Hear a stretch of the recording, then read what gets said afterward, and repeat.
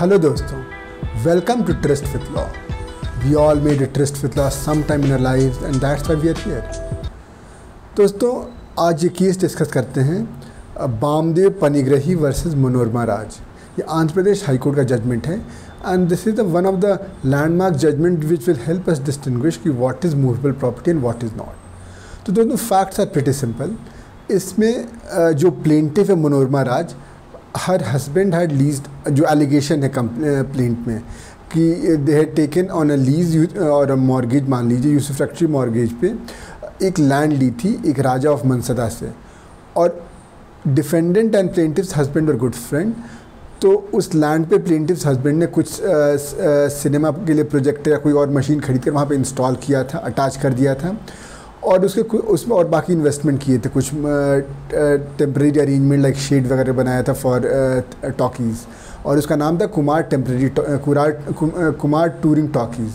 और थोड़े दिन बाद उसको अपने दोस्त को ट्रस्ट करके कुछ दिन दे दिया था चलाने के लिए। इस बीच दोस्त ने क्या किया कि उसने राजा के साथ मिलकर उस मॉर्गेज को अपने नाम करा लिया और फिर सब चीज़ें अपने सारी जो मशीन थी, कंपनी, सब कुछ अपने नाम कर लिया। तो दोस्तों ये हुआ था जब 1960 में, उसके 3 सालों तक कोई केस वेस नहीं हुआ। इनफैक्ट 5वें साल में एक केस प्लेंटिफ्स हस्बैंड डाइड और फिर प्लेंटिफ ने एक केस किया।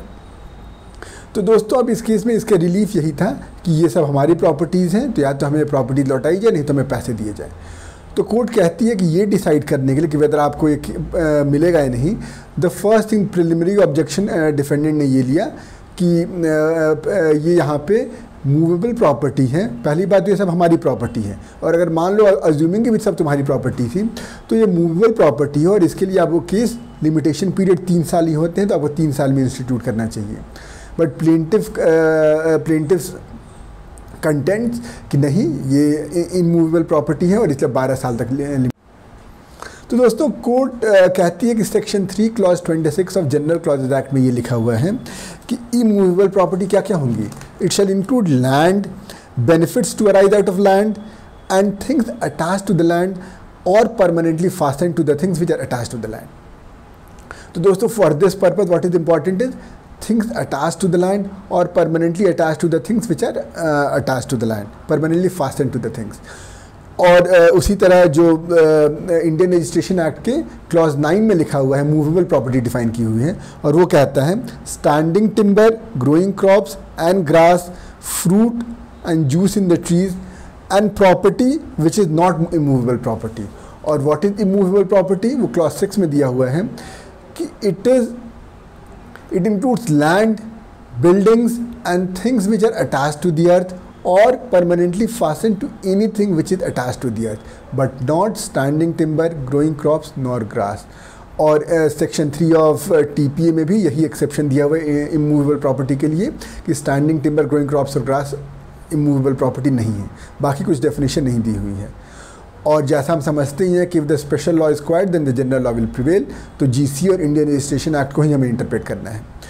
और दोस्तों अटैच टू द अर्थ का डेफिनेशन दिया हुआ है फिर सेक्शन 3 में कि either it is rooted in the earth जैसे ट्रीज, श्रब्स हो गए, और it is embedded in the earth जैसे वॉल्स, बिल्डिंग्स हो गई, और it is attach to what is so embedded in the earth for the permanent enjoyment of that to which it is attached. तो ये 3 मतलब दी हुई हैं अटैच टू द अर्थ का। तब दोस्तों अब हमें इंटरप्रेट करना है। बिफोर मूविंग फर्दर इसमें साफ साफ ये देख लीजिए कि यहाँ पे सबसे पहले कोर्ट ये कहता है कि हमें देखना क्या है कि it should be attached to what is embedded, और किस पर्पस के लिए। तो 2 चीज़ें इंपॉर्टेंट है, nature and degree of attachment and the intention of the attachment. Court slightly refers to English law of fixtures, but then चूँकि हमारे statute में ऑलरेडी चीज़ें स्पेसिफिक दी हुई हैं, तो वो our decision will hold more on the language of the statute, तो हमें वो केसेस डिस्कस करने की ज़रूरत नहीं है। बस जैसे कुछ उसमें एग्जाम्पल दिए हुए थे कि जैसे टेपेस्ट्री है वॉल पे डेकोरेट करने के लिए, तो उसको मूवेबल प्रॉपर्टी मानी गई। क्यों? क्योंकि वो उसी के टेपेस्ट्री को अगर हम वॉल पे नहीं लगाएंगे उस वाले को, तो उसका पर्पस ही नहीं अचीव होगा। तो it was more for that purpose, not for the wall. अब दोस्तों अब हम अपने इंडिया के केसेस को थोड़ा एनालाइज कर लेते हैं। तो the first case in this line is the case by Madras High Court which is titled Narayana सा वर्सेस बाला गुरुस्वामी। तो इसमें हुआ ये था दोस्तों कि जो आप देखे होंगे कि जो रेल्स होती हैं, जो 2 पटरियाँ होती हैं, उसमें कभी कभार टुवर्ड दी एंड कुछ मशीनें फिक्स होती हैं जहाँ पे ट्रेन को रोकना होता है, और they are attach to the, मतलब कि वो अर्थ में भी अटैच की हुई होती हैं। अगर आपको उसको उखाड़ना होगा तो कुछ उसको निकालना पड़ेगा, कुछ खोदना वोदना पड़ेगा। तो the thing is that was held by Madras high court to be movable property. अब उसी तरह अगला केस देख लेते हैं। एक अगला केस था दोस्तों इलाहाबाद हाईकोर्ट का, मेघराज वर्सेस कृष्णचंद्रा। तो इसमें यह हुआ था कि जो जिनिंग मिल्स थी, फ्लावर आटा पीसने की जो मिल्स दी हुई थी, उनको ऑलरेडी अटैच करते हैं आप अर्थ में, but they were also held to be movable property. अब उसी तरह what is more relevant for this case is Subramaniam firm versus Chidambaram. ये फिर मद्रास हाईकोर्ट का केस था, और इसमें जो टेनेंट था उसने कुछ सिनेमा के लिए इक्विपमेंट इंस्टॉल किए थे, ज़मीन में अटैच किए थे, and that was held to be movable property.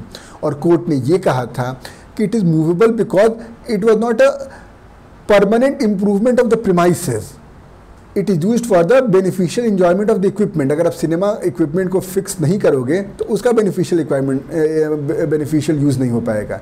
It's not for the improvement of the premises.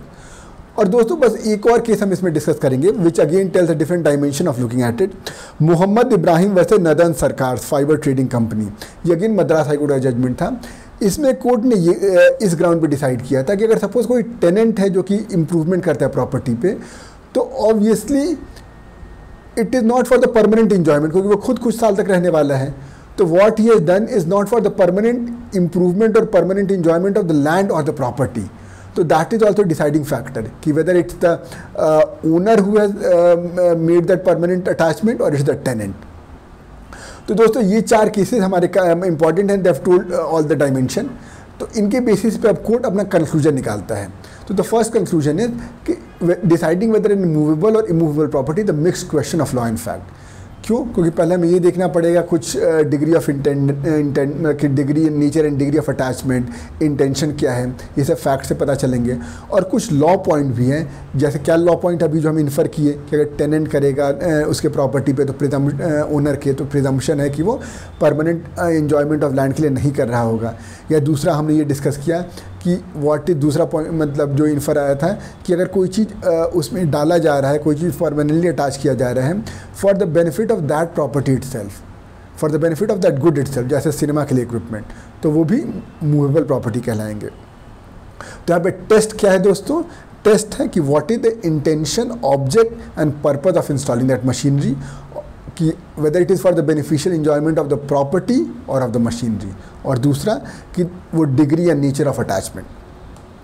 तो दोस्तों अब इसके बाद कोर्ट ये कहता है कि अगर यही सब बातें उस कोर्ट ने कही कि if it is for the beneficial enjoyment of that good itself तो फिर मूवेबल होगा, if it is for the beneficial enjoyment of the property तब उसको हम कहेंगे कि वो इमूवेबल है। और दूसरी बात, अगर ये टेनेंट ने ओनर के लैंड पे किया है तो ये प्रिजम्पशन रहेगा कि वो it is not for the permanent enjoyment, और अगर ओनर ने खुद किया है तो प्रिजम्पशन होगा कि it is for the permanent enjoyment.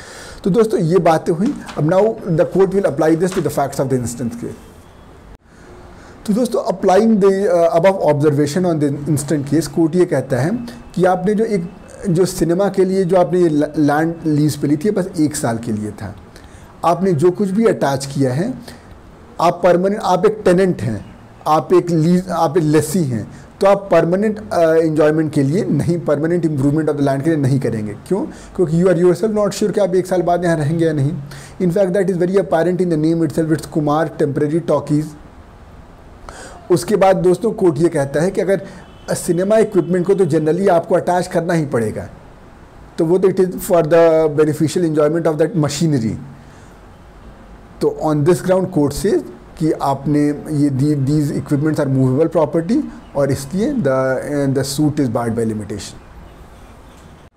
तो दोस्तों आई होप आपको केस समझ में आया होगा। कोई दिक्कत, कोई परेशानी कमेंट सेक्शन में ज़रूर बताइएगा। मिलते हैं अगले वीडियो में किसी नए केस के साथ। और दोस्तों इसके लिए जो थ्योरी वीडियो होगी जिसमें मैं विथ एग्जांपल डिस्कस कर दूंगा जनरल क्लॉजेज एक्ट में क्या डेफिनेशन है, इंडियन रजिस्ट्रेशन एक्ट या टीपीए में क्या डेफिनेशन है विथ एग्जांपल्स, तो उसके लिंक मैं डिस्क्रिप्शन बॉक्स में अपलोड कर दूंगा। तो आई होप आपको चीज़ें समझ में आएंगी।